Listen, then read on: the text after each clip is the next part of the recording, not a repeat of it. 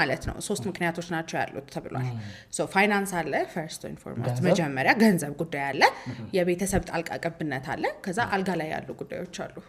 ከዛ ውጪ ትዳርን ሊበትን የሚችሉ ነገሮችን ልታቅ ትችላል I think እዛ ውስጥ አሉ I know like ማለት እንትን ነው ግን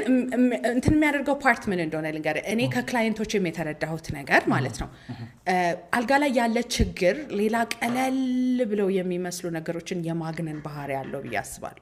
በፊት የማያጣላ ነገር ያጣላል I swear it does that by the way ለምን እኔ እንጃ በቃ like ሁሉ ነገር እንትን ያደርጋል አንድ ካፕል ሚስትም ሆነች ባል sexually frustrated ሲሆኑ ያ አይነት stress reliever ሳይኖር ሲቀር ሁሉ ነገር ታነጫነጫለች እሱ ነገር አስተውላ አሁን አንድ ክላይንት አለኝ by the way እና ቤት መኪና ሲያስገባ አገባቡን ብቻ ስላልወደደችው ተናግረዋለች አይተው ሚስቱ ስለዚህ it's like why ለምን I know አገባቡ ስትያው no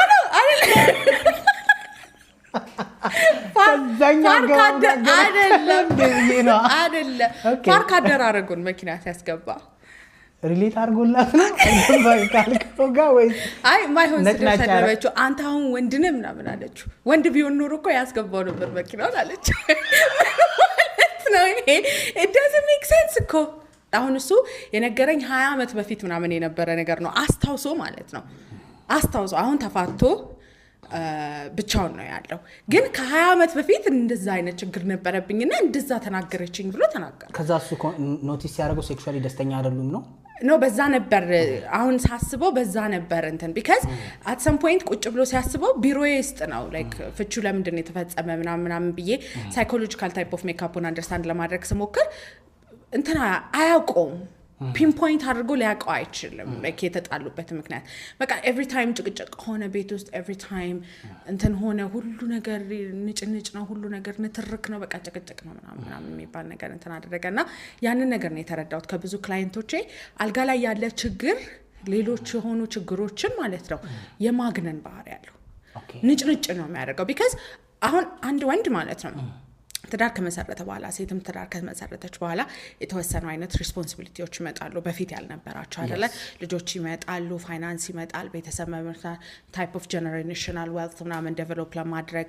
ወደፊት ምንጦርበት ምናምን የሚባል ነገሮች ይመጣልና ያ ስትረስ ደግሞ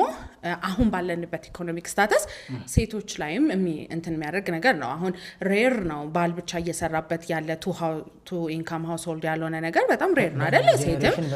ሴትም ትሰራለች ወታ ወንድም ይሰራል እና ያንን ነገር ማኔጅ ለማድረግ ነው ሶ በትዳር ውስጥ ማለት ነው ፋን የምታደርግበት ነገር በተቻለ መጠን ሊሚትድ የሆነ ነገር ነው የሚመጣው ያ ላይክ ሴት ሌላ ጊዜ ጥፍሯን የምትሰራ ጸጉሯን የምትሰራ ምናምን ከነበረ ልጅ ያሳደገች ወይም ከልጅ ጋር ስትውል ስራ ምናምን ስትል እውነት ለመናገር ትዝም አይላትም ይደክማታል ሶ ስትረስ ሪሊፍ ብለን የምናስበው ይሄ ሰልፍ ኬር የምንለው ነገር እየቀነሰ ነው የሚመጣው ላይክ በራሷ ጥፋት ሳይሆን ላይፍ ኢንተርፌር ስለሚያደርግ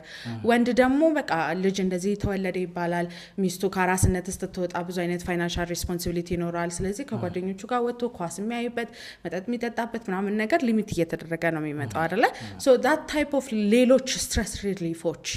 በጠፉ ቁጥር ማለት ነው